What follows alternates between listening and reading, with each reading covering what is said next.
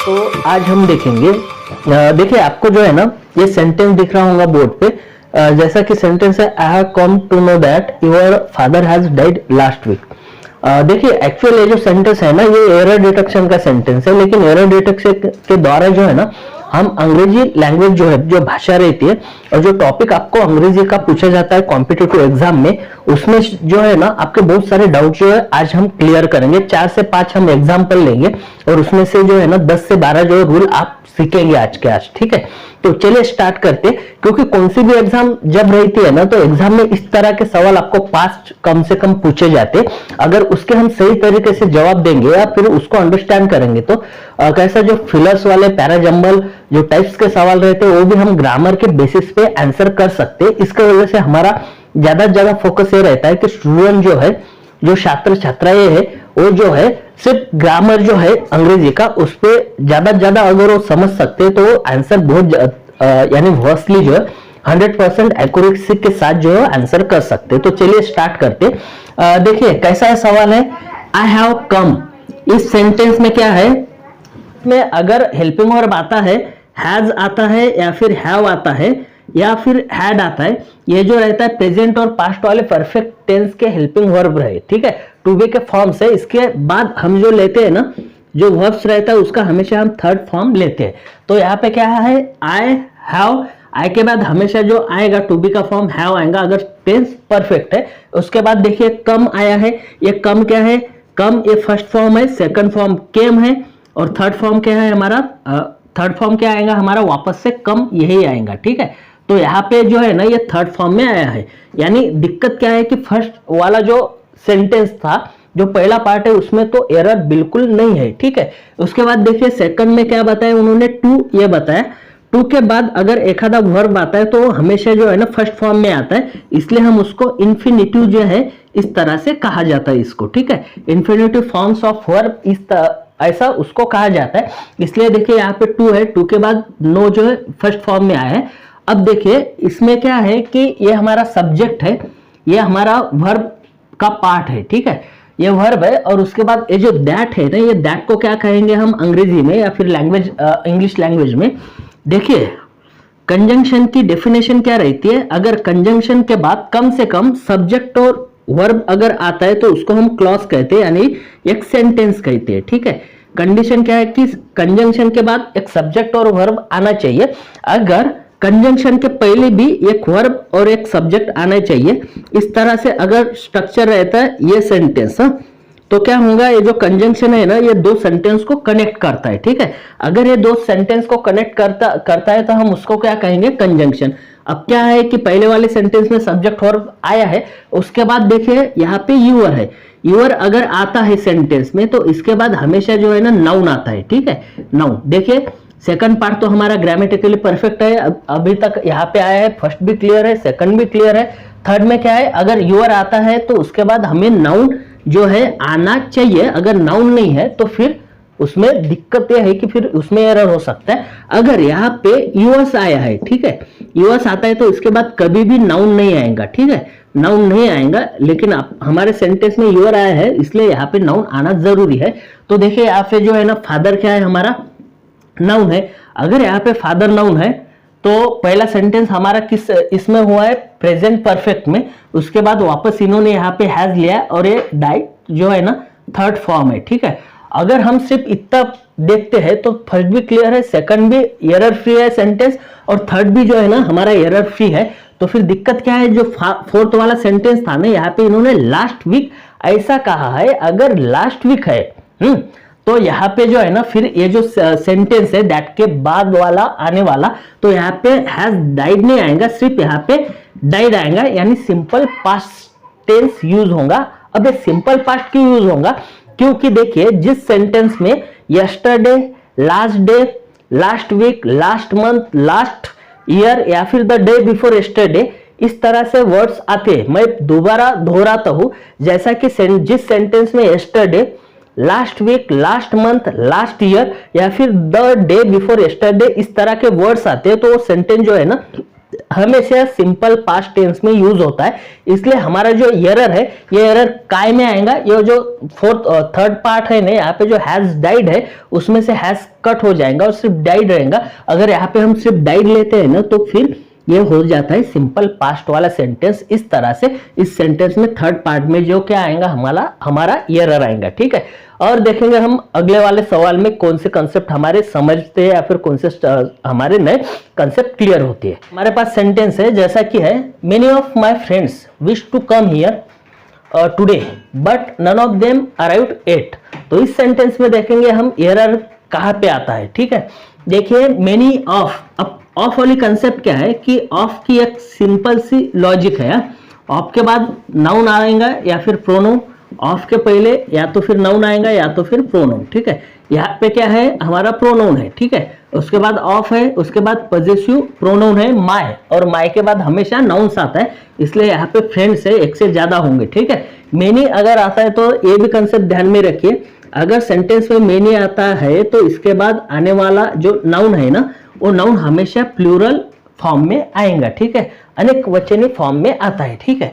तो यहाँ पे क्या बताया इन्होंने, मेनी ऑफ माय फ्रेंड्स, यानी यहाँ पे तो कुछ दिक्कत नहीं है। हाँ, सेंटेंस में विश्ड जो है इसको ईडी लगा है, इसलिए हम बोल सकते हैं कि यहाँ पे सेकंड फॉर्म है यानी सिंपल पास्ट टेंस चल रहा है। उसके बाद देखिए टू है, जैसा मैंने आपको पहले इसमें बताया कि टू के बाद हमेशा इन्फिनिटिव फॉर्म्स आता है वर्ब का, यहाँ पे कम ये फर्स्ट फॉर्म है, ठीक है। यहाँ पे भी जो है ना एरर नहीं है और हियर में भी जो है ना एरर नहीं है। जो टू रहता है उसके बाद हमें इन्फिनिटिव फॉर्म्स ऑफ वर्ब लेना पड़ता है, जैसे कि यहाँ पे मैंने आपको बताया। उसके बाद जो यहाँ पे हियर है इसमें तो कुछ एरर नहीं है। और देखिए यहाँ पे है टुडे और बट, अब यहाँ पे बट क्या है हमारा कंजंक्शन, जैसा कि थोड़ी देर पहले मैंने आपको बताया कि सब्जेक्ट आना चाहिए और कम से कम वर्ब आना चाहिए, एक क्लॉज एक सेंटेंस रहता है। यहाँ पे भी सेम कंडीशन, सब्जेक्ट और जो है वर्ब आना चाहिए, ठीक है। इस तरह से जो है ये बट कंजंक्शन है, यानी पहला जो हमारा सेंटेंस है उसमें सिंपल पास्ट टेंस हमने यूज किया है, और उसके बाद जो दूसरा सेंटेंस है देखिए यहाँ पे नन है, नन के बाद ऑफ है, उसके बाद देम है, ठीक है, दोनों भी प्रोनाउन है, ये सिंगुलर है। उसके बाद जो है ना यहाँ पे अराइव्ड है। अब यहाँ पे पढ़ने के बाद क्या है, यहाँ तक तो सेंटेंस बराबर है, लेकिन दिक्कत क्या है, यहाँ पे एट जो है ना एट आया है। एट का मीनिंग क्या होते है, अप टू नाउ, नाउ इसका मीनिंग होता है अब तक, अब तक या फिर अभी तक, अभी तक नहीं तो फिर हम बोल सकते हैं आज तक। जिस सेंटेंस में एट ये वर्ड्स आता है उसमें जो है ना हमेशा प्रेजेंट परफेक्ट टेंस जो है वो यूज होता है, यानी कि हम एक एग्जांपल उसमें सेंटेंस है, have the children, have the children gone to school at. इसका मीनिंग क्या होता है कि अब तक जो बच्चे हैं वो स्कूल में गए है या नहीं गए हैं, यानी यहाँ पे देखिए एट इस सेंटेंस में आए और यहाँ पे जो सेंटेंस की शुरुआत जो हैव से हुई है और यहाँ पे थर्ड फॉर्म यूज हुआ है, यानी हमारा मीनिंग क्या है, जिस सेंटेंस में एट ए वर्ड्स आता है वो सेंटेंस हमेशा प्रेजेंट परफेक्ट टेंस में जो है यूज होता है। बस इतना ही जो है यहाँ पे ये एरर है, यानी हमारा जो एक्चुअल एरर है यहाँ पे अराइव जो है उससे पहले हमें सिर्फ हैज जो है ये यूज करना है। बस आगे का सेंटेंस है हमारे पास, she says that she will take umbrella in case it will rain. अब देखिए इस सेंटेंस में क्या है, शी हमारा सेंटेंस का सब्जेक्ट है, ये जो सेज है ये क्रिया जो वर्ब है उसका फर्स्ट फॉर्म है। इसको यस क्यों लगा है, क्योंकि हमारा जो सब्जेक्ट है ये थर्ड पर्सन सिंगुलर है, थर्ड पर्सन सिंगुलर है, तो हमारे जो वर्ब है वो सिंगुलर करते समय उसको हम यस या फिर ईएस लगाना पड़ता है। अगर सिंपल प्रेजेंट टेंस है उसको वर्ब को अगर हम यस ईएस नहीं लगाते तो जो सेंटेंस रहता है वो जो वर्ब रहता है वो हमेशा प्लूरल रहता है। जैसा कि देखिए यहाँ पे क्या है, वर्ब है, इसको अगर यस या ईएस लगाते हैं सिंपल प्रेजेंट टेंस में तो वो क्या रहता है, वो सिंपल प्रेजेंट टेंस में और हो जाता है सिंगुलर, यानी कि एक वचन। अगर इस वर्ब को हम यस या ईएस नहीं लगाते तो बहुवचन यानी प्लूरल बन जाता है, ठीक है। अब देखिए इसमें क्या बताया, इस पार्ट में जो है ना हमारा एरर नहीं है। उसके बाद देखिए सब्जेक्ट वर्ब है, ये दैट है, यानी दैट क्या हुआ हमारा इस सेंटेंस में कंजंक्शन, ठीक है। उसके बाद देखिए शी है, शी के बाद विल है, यानी ये सब्जेक्ट है, ये विल फ्यूचर वाला है, और विल के बाद हमेशा हम क्या यूज करते हैं, जो वर्ब रहता है उसका फर्स्ट फॉर्म यूज करते हैं। यानी क्या है कि सेकंड फॉर्म में जो पार्ट है उसमें भी हमारा एरर नहीं है, ठीक है। उसके बाद देखिए थर्ड है हर अम्ब्रेला, पॉजेसिव प्रोनाउन है, उसके बाद हमेशा नाउन आना चाहिए। हर अगर है तो उसके बाद नाउन आता है, अगर हर्ष है तो इसके बाद जो है ना कभी भी नाउन नहीं आएगा, अगर नाउन आता है तो गलत है, ठीक है। थर्ड पार्ट में भी जो है ना हमारा एरर नहीं है। अब अगला जो पार्ट है ना उसमें क्या बताया उन्होंने, इन केस इट विल रेन, अगर बारिश हुई तो वो जो है ना उसके जो छाता है वो साथ में लेके जाएंगे, अगर नहीं हुई तो नहीं लेके जाएंगी। यानी यहाँ पे क्या है, एक कंडीशन बताइए हमें, इन केस। देखिए सेंटेंस में क्या है, अगर सेंटेंस में पूछा जाता है ये वर्ड्स आते हैं और उसके बाद अगर सेंटेंस रहता है वो कंडीशनल क्लॉज उसको कहा जाता है। अगर सेंटेंस में इन केस है, इफ है, बिफोर है, उसके बाद आफ्टर है, या फिर उसके बाद एज लॉन्ग एज है, ठीक है, एज लॉन्ग एज, ये अगर वर्ड्स रहते हैं और सामने वाला कुछ सेंटेंस है ना तो उसको हम कंडीशनल क्लॉज कहते हैं। कंडीशनल क्लॉज यानी जो है ना उसमें एक कंडीशन दी हुई है। अगर ऐसा रहता है ना, पहला सेंटेंस अगर सिंपल फ्यूचर में है और ये सेंटेंस जो है ये वर्ड्स आने के बाद अगर कंडीशनल क्लॉज रहता है तो हमेशा ये वर्ड्स आने के बाद जो सेंटेंस आने वाला है ना वो हमेशा सिंपल फ्यूचर टेंस में होगा। यानी कि यहाँ पे जो इन्होंने बताया विल जो है ना ये कट हो जाएगा और यहाँ पे रेन से रेंस हो जाएगा, ठीक है। ये जो फोर्थ पार्ट है यहाँ पे हमारा जो एरर है वो आएगा, ठीक है। यानी हम समझे क्या, ये रूल क्या बताता है, अगर सेंटेंस की शुरुआत में जिस सेंटेंस में in case, if, before, after, as long as ये वर्ड्स आते हैं और वो सेंटेंस जो है ना हमेशा सिंपल फ्यूचर टेंस में आएगा, ना कि सिंपल फ्यूचर टेंस में आएगा, ठीक है। अगला सेंटेंस है जैसा कि है, he uses to study at least till 10 o'clock at night and then he goes to bed, ठीक है। देखिए इसमें क्या है, ही यूजेस टू स्टडी। अब अगर वैसे देखा जाए तो हमने बहुत बार ऐसा देखा होगा, ही यूज टू लर्न, इस तरह से हम सेंटेंस यूज करते क्योंकि वो हमेशा क्या करता था, वो सीखने के लिए ये यूज करता था। देखिए अगर सेंटेंस में यूज्ड टू है ना तो ये जो रहता है ये हमेशा यूज होता है सिंपल प्रेजेंट टेंस में, सिंपल पास्ट टेंस में। अगर यूज्ड टू है ना तो ये हमेशा सिंपल पास्ट टेंस में यूज होता है। तो इस सेंटेंस में बहुत सारा हमें दिक्कत क्या रहता है कि हमने यूज टू अगर सिंपल पास्ट में हुआ है यूज, तो इसका क्या है कि अपोजिट क्या, यूजेस टू ये होना चाहिए सिंपल प्रेजेंट टेंस में यूज होना चाहिए, बराबर है। सिंपल प्रेजेंट टेंस में इसका यूज होना चाहिए, लेकिन क्या है एक्चुअल दिक्कत ये है यूज टू अगर सिंपल पास्ट में अगर यूज होता है इसका मतलब ये नहीं कि हम सिंपल प्रेजेंट टेंस में यूजेस टू यूज करेंगे।